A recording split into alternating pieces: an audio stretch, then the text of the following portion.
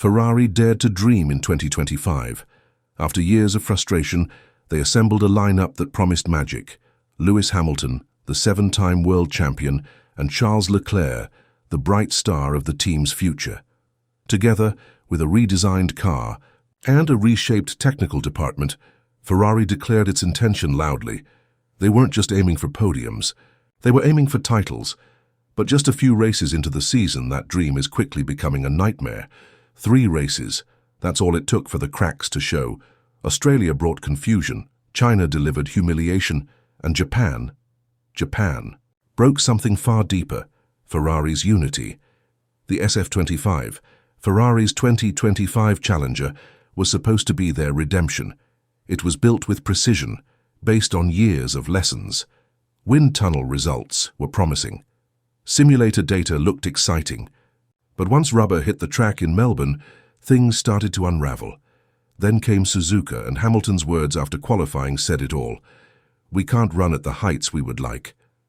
A calm sentence, but one that cut deep. Why? Because it exposed a fundamental flaw. The car was designed to run low, hugging the ground for maximum ground effect.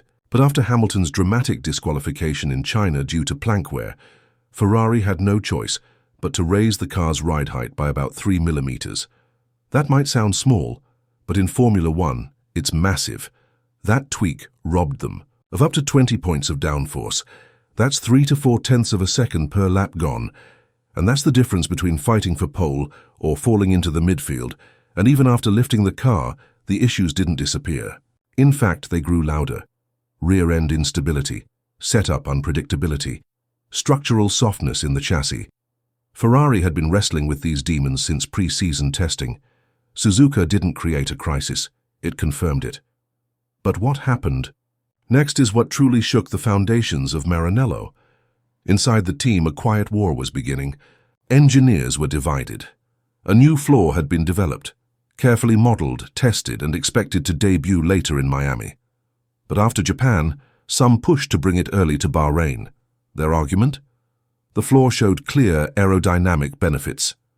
Better grip, more stability. Hard data supported it. "Let's run it now," they said. But technical director Loic Serra and team principal Frédéric Vasseur weren't so sure. Their fear.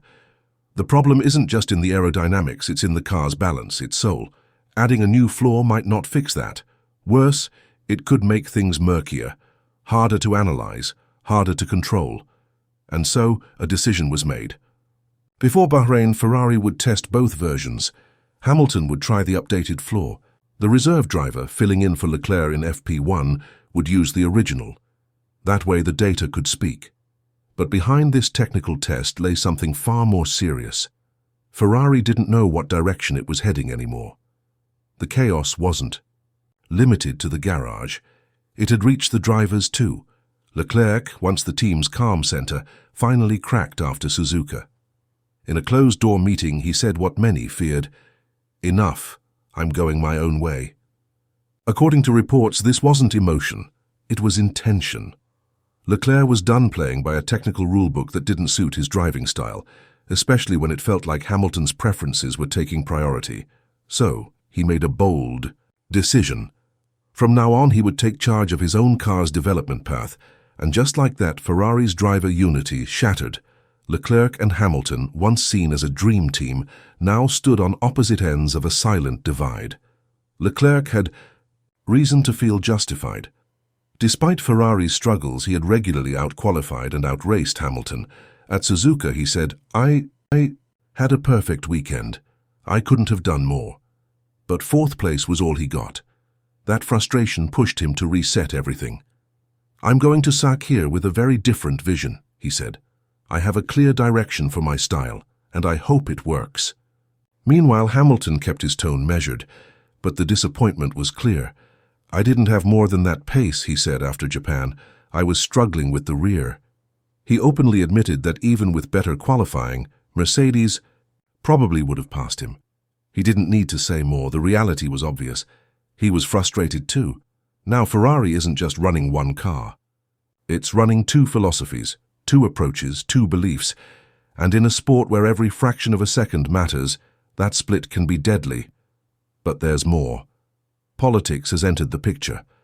Hamilton, though new to Ferrari, has quickly become the loudest voice in technical meetings.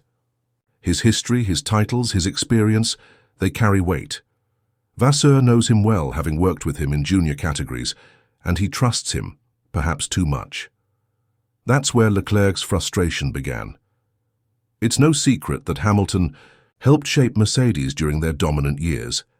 From 2019 to 2021, he worked side by side with engineers like Serra to build unbeatable cars. At Ferrari, he hoped to do the same, but this time he didn't walk into a winning machine. He walked into a battlefield. Leclerc, once loyal to team decisions, is no longer waiting. His trust has limits. And now, for the first time since joining Ferrari, he's pushing back. Hard. The result? A quiet split, not just in performance, but in power. Hamilton has the ears of Vasseur and the factory. Leclerc has the results and a point to prove. Even Jacques Villeneuve weighed in, saying Ferrari was being taken over by Hamilton. It's a dramatic statement, but not without weight. Hamilton's arrival has changed the team's center of gravity, whether he meant to or not. Now all eyes turn to Bahrain. What was once just another race is now a test of survival.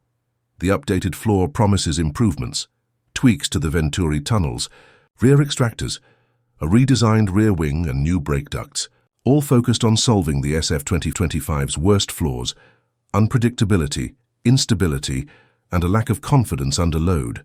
But unless Ferrari first solves the deeper balance issues, these upgrades may fall short, or worse, split development paths.